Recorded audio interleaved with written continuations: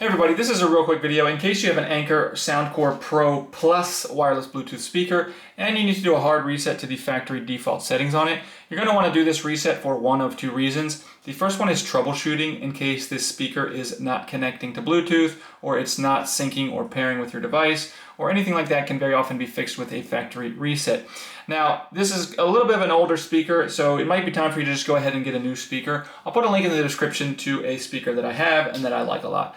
But anyways, the second reason you might want to do this is if for whatever reason you just want to delete all of the pairing history off of it, so you can set this speaker up like a brand new speaker. It's super easy to do on this speaker. So on this speaker, all we need to do is with it turned on, we're just going to come in on find this Bluetooth button over here, and we're just going to do a long press on the Bluetooth button. That's all there is to it. So just press the Bluetooth button for at least 2 seconds, and that will delete the pairing history, wipe everything clean, and at which point you can just go ahead and repair this speaker like a brand new speaker.